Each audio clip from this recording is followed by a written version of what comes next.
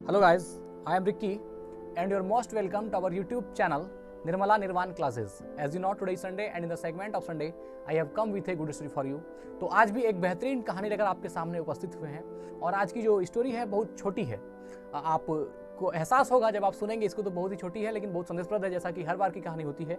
इस बार की कहानी भी बहुत ही अच्छी है। तो चलिए आज की स्टोरी का आगाज़ करते हैं। स्टोरी कुछ इस प्रकार है मित्र कि एक विद्यालय है और विद्यालय में बहुत सारे छात्र पढ़ रहे होते हैं।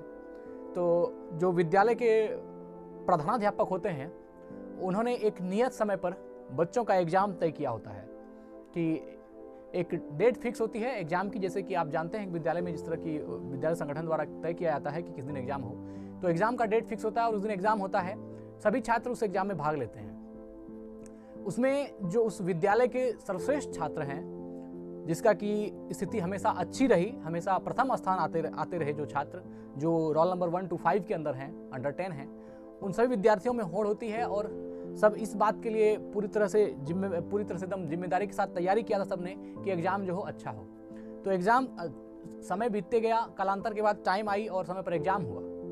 एग्ज़ाम में जो प्रश्न पूछा गया था वह सब प्रश्न तो लगभग जिन्होंने जितनी तैयारी की थी उसके अनुसार लिखा, लेकिन उसके बाद जो लास्ट में एक प्रश्न था वह प्रश्न ऐसा था कि उस प्रश्न में ये पूछा गया था कि आप जो प्रश्न थी सब्जेक्ट से जुड़ी हुई बाकी सब्जेक्ट थी प्रश्न थी, लेकिन एक प्रश्न जो था वो सब्जेक्ट से हट करके था और उस प्रश्न में पूछा गया था कि आपके विद्यालय में सबसे पहले कौन आता है। ये प्रश्न सबको आश्चर्य में डाल दिया था कि ऐसा प्रश्न से हमारा क्या संबंध है।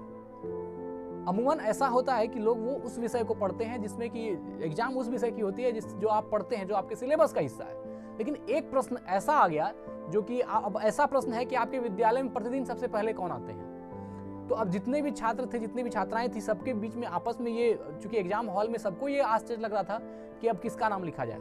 लेकिन जो भी बच्चे विद्यालय आते थे उन्होंने इस चीज को देखा था कि एक महिला थी जो विद्यालय सबसे पहले उपस्थित होती थी।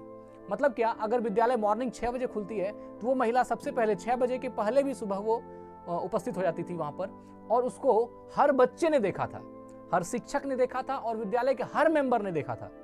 और बहुत सारे ऐसे मेंबर थे जो उस महिला के बारे में जानते भी थे, उनका नाम भी जानते थे।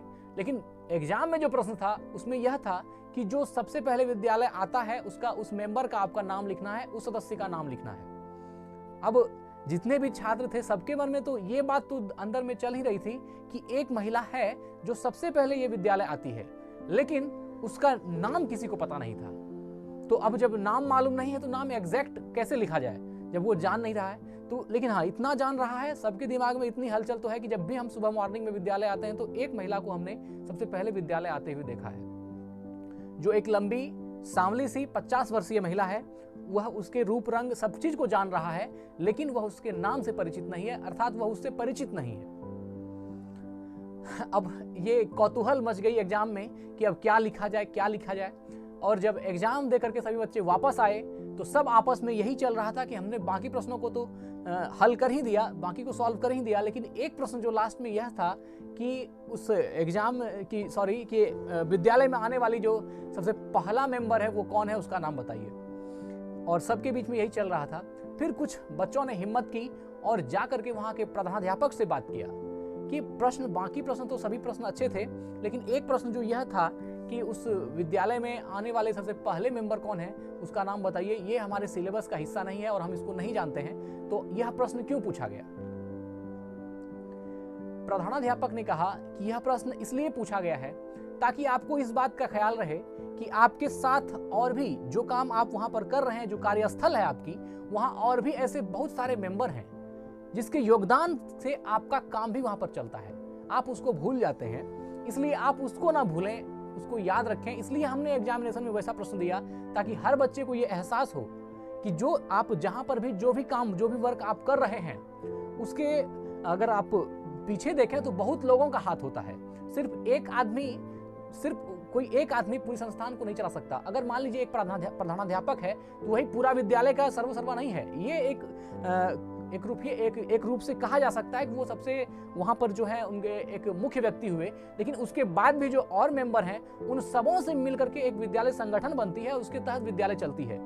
तो उसमें किसी भी एक पहलू को, किसी भी एक सदस्य को नजरअंदाज कर देना यह उचित नहीं होगा और यह उचित है भी नहीं। इसलिए हमने इस चीज़ को, अब जो बच्चे उनसे परिचित थे या उनको जानते थे, उन्होंने उसका नाम लिखा और उनके बारे में भी लिखा, तो उनको मार्क्स अच्छा आया। लेकिन जो इस चीज़ में जो फेल रहे, जिन्होंने कि सिर्फ उसको जानता था, उनसे कोई मतलब न रखी, उनको नजरअंदाज किया, उनके लिए यह प्रश्न भारी पड़ गया और उसकी बहुत अच्छी स्थिति एग्जामिनेशन में नहीं रही। तो ये तो एक कहानी के माध्यम से आप समझ सकते हैं कि हर आदमी, जो भी काम आप जहां भी कर रहे हैं, उसमें कितना योगदान होता है हर लोगों का, हर आदमी का। अगर मान लीजिए हम ही एक वीडियो बनाते हैं, अगर आप ना देखें इसको, आप पसंद ना करें, आप लाइक ना करें, आप कमेंट ना करें, तो फिर क्या औचित्य हो जाता है? हमारी वीडियो का क्या मतलब होता है? कुछ भी नहीं होता है। आप हैं तो हम हैं, और आपसे हमारा चल रहा है, हमसे आपका चल रहा है, इस तरह करके एक ये होता है। तो कोई भी संगठन जो चलती है, उसमें हर एक पहलू का, हर एक अवयव का, हर एक घटक का योगदान बराबर का होता है, इसलिए किसी को नजरअंदाज नहीं किया जाना चाहिए। ऐसा हमारी जिंदगी में भी, जिस चीज में, जिस कार्यस्थली में, जिस काम में हम लगे हैं, जहां पर भी हम कुछ कर रहे हैं, उसमें हमें इस चीज को समझ करके हर उस पर्सन का धन्यवाद करना चाहिए जिनका योगदान आपके साथ रहा। और किसी को भी ऐसा लगता है कि जब उससे कोई काम ही नहीं तो उसको याद करके क्या करें, यह आपकी मूर्खता है। हो सकता है जिसको आप नहीं कर रहे वही आपके लिए सबसे हितैषी हो जाए। आप जिसको बहुत दिल खोल कर चाह रहे हैं वही आपके काम नहीं आएगा, और जिसको आपने नजरअंदाज किया है, जिसको इग्नोर किया है, वही आपके सामने सबसे पहले आएगा, वही आपका साथ देगा। तो मूल रूप से जो हमारी लाइफ की एक दृष्टिकोण होना चाहिए, वो ऐसा होना चाहिए कि सबके प्रति सम्मान, सबके प्रति प्यार और सबके योगदान की, सबके कंट्रीब्यूशन की सराहना होनी चाहिए। और ये हम पर डिपेंड करता है कि हम जो काम कर रहे हैं उसमें कितना ख्याल अपने सहपाठी का करते हैं, अपने दोस्तों का करते हैं, या जिन लोगों का जो हमारे साथ रिलेटेड हैं उनको हम कितना याद करते हैं, उनका हम कितना सम्मान करते हैं। तो इसके साथ ही वो एक पूरा समझिए कि एक संगठन तैयार होती है और सब कुछ एक साथ चलता है। तो इसके साथ आपको आनंद भी मिलेगा, आपका काम का जो आप वर्क कर रहे हैं उसमें आपको आनंद भी मिलेगा, और काम सरलता के साथ जो है संपन्न भी होगी। तो आज की कहानी कैसी लगी बताइएगा कमेंट बॉक्स में। और मैसेज ये था, किसी को इग्नोर ना करें, क्योंकि जहां तलवार का काम आता, जहां सुई का काम आता है, वहां सुई ही काम आता है, वहां तलवार काम नहीं आता है। तो इस बात को भी, जो कबीर का लाइन है, इसको भी ध्यान में रखिए। और हर व्यक्ति का, अपने से जुड़े हर चीज का, हर जीव जंतु का भी सम्मान करें, इसका भी हम आपसे रिक्वेस्ट करते हैं, ताकि पता नहीं कल कौन आपके लिए, आपके सामने आपका काम में आ जाए। ये आप नहीं कर सकते, ये समय जानता है। तो बस आज यही कहानी को एंड करते हैं। कैसी लगी बताइए कमेंट बॉक्स में। जय हिंद।